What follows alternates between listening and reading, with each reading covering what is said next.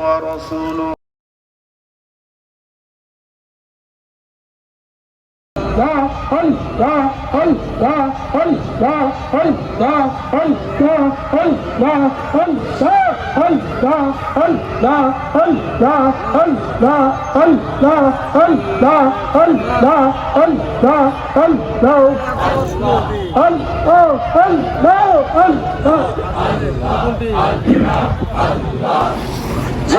Don't forget to like, comment, and share.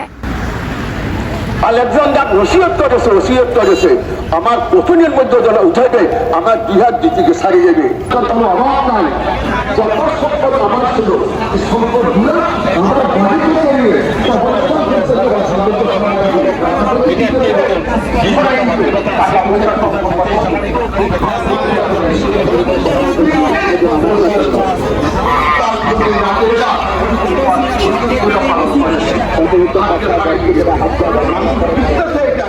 Alexander 20 বছরের রাজত্ব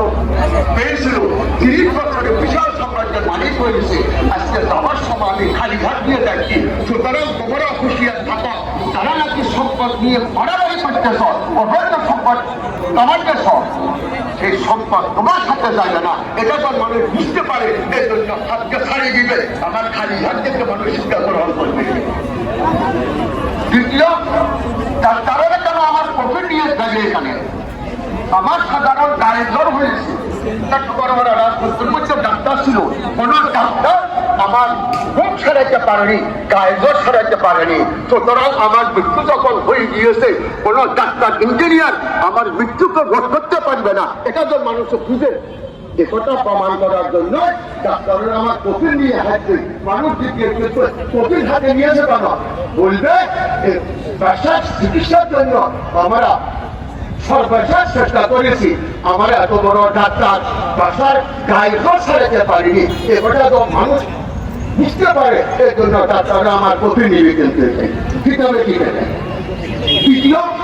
সম্পদ রাস্তার মধ্যে ছাড়া দিয়েছি এই সম্পদ আমি আসার সময় আনতে পারিনি যাবার সময় নিতে পারিনি এই সম্পদ সবগুলো মানুষের জন্য একটা আবর্জনা কিন্তু এটা তো মানুষ দেখতে পায় কিন্তু এই জন্য আমি 3টি ওসিয়ত করছি 3টি ওসিয়ত তোমরা বাস্তবায়ন করে আলেকজান্ডার ইতিহাস এখন পাবলিকের কাছে বলে না কিন্তু কি করে না বলে না কারণ সম্মিলিত চেয়ারম্যান এমপি মন্ত্রী বসা আছে সভাপতি আমি যদি একটি দুর্নীতির বিরুদ্ধে ওয়াজ করি সেটা আমাকে হারিয়ে দিবে না কি আমাকে দাওয়াত করবে না এর ভয়ে আমি মুনাফেক সাজিয়েছি শুধু বেহেশতে যাওয়ার রাস্তা খুলে দিয়েছি কিন্তু বেহেশতে যাওয়ারটা সম্পূর্ণ বন্ধ করে দিয়েছেন আল্লাহর হাবিব সে কথাটা আমি মানুষকে বলতেছি না কিন্তু এই কারণে আজকে মানুষ শুধু নামাজ বোঝা হয় ডাক্তার জিকির আজকালকে বড় মনে করতেছে তবলিগেরা মনে করতেছে কি আমি যে সিল্লাদার করতেছি ফিরের মুরিদারা মান করতেছে আমি জিকির আজকাল করতেছি আলামরা মান করতেছে আমি তো করতেছি ওয়াজ ওসিয়ত করতেছি কিন্তু এটা স্মরণ রাখবেন যারা নাকি সরকারি কর্মচারী ছিল অর্থ উপার্জন করেছে আর তবলিগের মধ্যে যায় কি বলে যে 1 টাকায় 69 কোটি টাকা আল্লাহ রাস্তার মধ্যে বাহার সেখানে জান্নাত কিন্তু এ কথাটা বলিনি তুই যে সম্পদ মানুষের আত্মসাৎ করছিস যতক্ষণ পর্যন্ত সম্পদ তাদের আদায় করবি না তারা যদি ক্ষমা না করে তোর আজীবনের সিল্লাক বেহেশতে যাইতে পারবি না কিন্তু এটাই কথা বলেন না কেন এই পীরের মুরিদেরও তাই আজকে অবৈধ টাকা উপার্জন করেছে আসে পীরের কাছে কি হয়েছে হুজুর মুরিদ হলাম আমি কি হুজুরও মুরিদ করে ফেলছে তোমার এই পীর মুরিদ জিকির কিন্তু তোমাকে জাহান্নামে নিয়ে যাবে কোশ্চেন করার জন্য তোমার অবৈধ টাকা যে ডাব্বের থেকে নিয়ে এস এটা যদি কি করতে না পারো পরিশোধ না করো আল্লাহ তোমাকে ক্ষমা করবে না চলছে তুমি যতই তসবিহ টিপো তকবির উলা জিকির আজকার করো তুমি চিল্লা দাও কোশ্চেন কালের জন্য ওগুলা দিয়ে রক্ত করতেছে কি পড়তেছে রক্ত করতেছে কি পড়তেছে রক্ত করতেছে ওই পুলিশ কমিশনার অবাক আনলাম টাকা যাতা দেওয়ার সাথে সাথে হচ্ছে রক্ত কারণটা কি উপস্থিত যারা নাকি মুরিদ ছিল তারা আশ্চর্য এখানে তো রক্ত নাই কিন্তু রক্ত মুহাম্মাদুর রাসূলুল্লাহ আলহামদুলিল্লাহ আল্লাহ তাআলা দরবারে লাখো কোটি শুকরিয়া যে মাওলানা কারীম আমাদেরকে শেরপুর মুজাহিদ কমিটির উদ্যোগে বিশাল ওয়াজ মাহফিল হালকা জিকিরের মজলিসে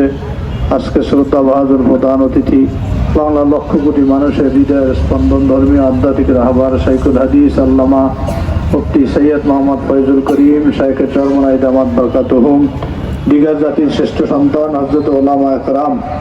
আল্লাহ ওয়ালা জাকিরিন শাকিরদের মাঝে আল্লাহ আমাদের আশার বসার তৌফিক দান করছেন। এই জন্য আমরা সবাই শুকরিয়া আদায় করি, বলি আলহামদুলিল্লাহ। আমার পরে কোনো বক্তা নাই, কয়েক মিনিটের ভিতরে আমি ইনশাআল্লাহ জিকির শুরু করব। জিকির আল্লাহ লা ইলাহা ইল্লাল্লাহ লা ইলাহা ইল্লাল্লাহ লা আল্লাহুম্মা আমিন और खुदा रख तो मुझको हल्लैलो नहर একটা ঘাসওয়ার জঙ্গল থাকে না, আবার যখন বৃষ্টি পড়ে আবার মরা জমিন জাতা হয়ে সেখানে উদ্ভিদ ফলায়, ঠিক কলমের মধ্যেও জিকিরের বৃষ্টি না পড়লে, জিকিরের পানি না পড়লেও কলমটা কি হয়ে যায়? আরে ভাই আমার বক্তব্য না, নবী আলাইহিস সালাতু ওয়াস সালাম ফরমান মাসালুল্লাযী ইয়াসকুর। আপনি কি জানেন কোরআনের মধ্যে সবচেয়ে বেশি কসম করছে কোন নসিহতের আগে? তাসকিয়া নফস। তাসকিয়া নফসের বয়ানের আগে কোরআন সবচেয়ে বেশি কসম করছে। ওয়াশ-শামসি ওয়া দুহাহা ওয়াল কমারি ইযা তালাহা ওয়ান নাহারি ইযা জাল্লাহা ওয়াল লাইলি ইযা ইয়াগশাহা আস-সামাই ওয়া মা বানাহা ওয়াল আরদি ওয়া মা তাহাহা ونفسي মাইটা কসম খেয়ে বলছেন কদ আফলাহা মান যাক্কাহা ওয়া কদ খাবা মান দাসসাহা। কয়টা কসম? কেন? আপনারা কোথায় আছেন আমি জানি না, আমি পড়াইতে পারবো না ভাই, আমি এরকম ছাত্রকে পড়াইতে পারি।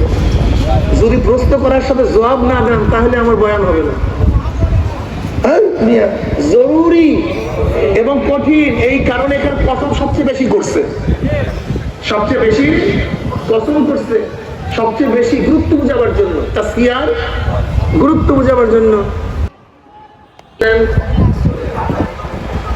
কারণটা কি? রুমের মধ্যে সামনে কে ছিল? তখন নামাজের অবস্থা এরকম কেন? এখন ইমামদের দাঁড়াইছে তখন সামনে কে? না আল্লাহ, পিছনে মুসল্লি সভাপতি। এখন আপনি বলেন এই ইমামের নামাজের অবস্থাটা কি? আমাকে বলো, কি বুঝলেন?